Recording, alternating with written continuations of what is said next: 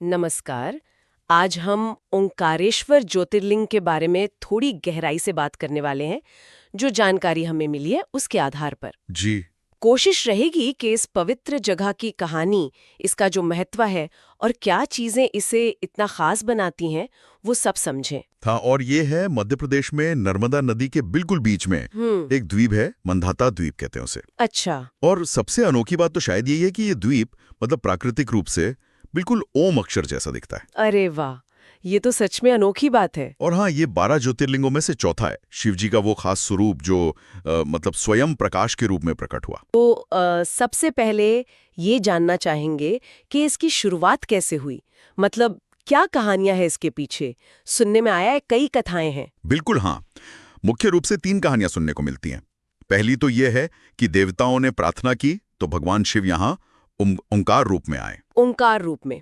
हाँ, और असुरों का नाश किया। बाद में फिर देवताओं ने, ऋषियों ने मिलके यही शिवलिंग स्थापित कर दिया। वही ओंकारेश्वर कहलाया। अच्छा। और दूसरी कहानी वो किसी राजा से जुड़ी है ना? जी, राजा मंधाता से। इक्ष्वाकु वंश के थे। उन्होंने यहाँ शिवजी की बहुत ही कठोर तपस्या की थी। तो शिवजी इतने प्रसन्न हुए कि वो खुद ही ज्योतिर्लिंग रूप में प्रकट हो गए। और उन्हीं राजा के नाम पर ही इस द्वीप का नाम मंधाता पड़ गया। अच्छा, तो राजा मंधाता के नाम पर ही ये मंधाता द्वीप है। और तीसरी कहानी, वो तो शायद ध्वनि से जुड़ी है। हाँ, सही कहा। वो ये मानती है कि वेदों ने खुद यहाँ ओम की ध्वनि से शिवजी की स्तुति की। वेदों ने? जी। और उससे प्रसन्न होकर शिवजी प्रकट हुए और जगह का नाम पड़ गया ओंकारेश्वर। दिलचस्प है कि तीनों में अलग अलग बातें हैं। देवताओं की पुकार, इंसान की भक्ति और वो मौलिक ध्वनि ओम। सही बात है। शायद इसीलिए ये जगह इतनी, क्या कहते हैं, बहुआयामी है। बिल्कुल। यहाँ एक और बहुत खास बात है जिसका जिक्र मिला है, वो है 2 शिवलिंगों की पूजा।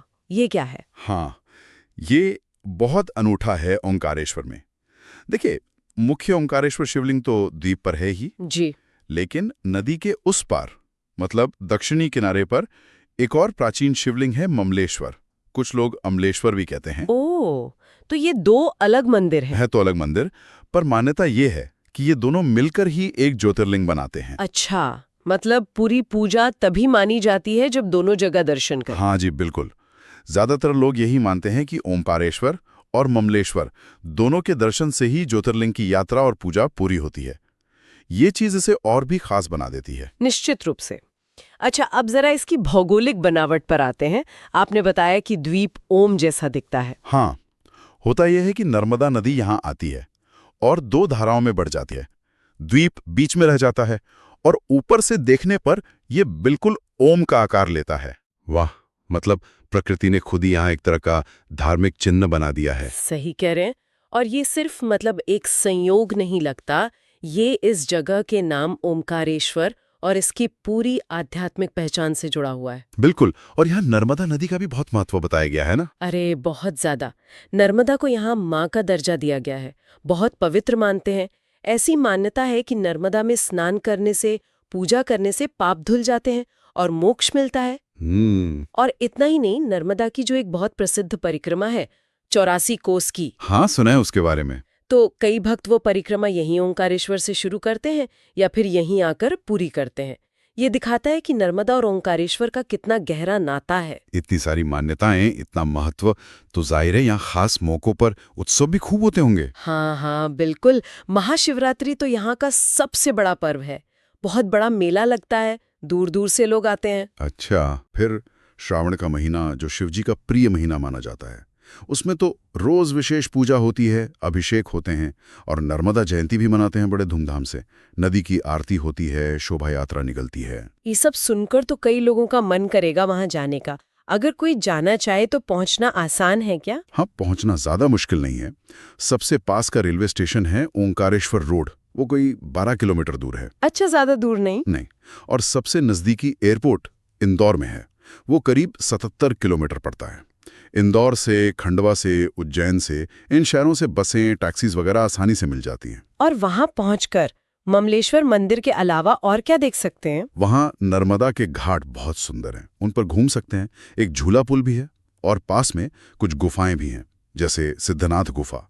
तो घूमने फिरने के लिए भी ठीक है। तो अगर इन संक्षेप में कहें तो ओंकारेश्वर सिर्फ एक तीर्थ या ज्योतिर्लिंग ही नहीं है, बल्कि ये तो प्रकृति, आस्था और उस दिव्य ध्वनि ओम का एक अद्भुत संगम है। बिल्कुल सही कहा आपने।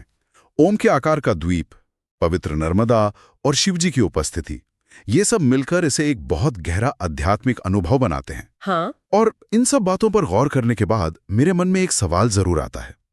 जरा सोचिए कि जिस जगह का आकार ही ओम हो और उसकी उत्पत्ति की कहानियों में भी ध्वनि मतलब ओमकार या वेद स्तुति इतनी जरूरी हो, तो क्या ऐसा हो सकता है कि इस स्थान की जो दिव्यता है उसमें वो जो भौतिक शिवलिंग है उसके जितना ही महत्व स्वयं ध्वनि का, उस नाद का हो? वाह, ये तो बहुत दिलचस्प सवाल है।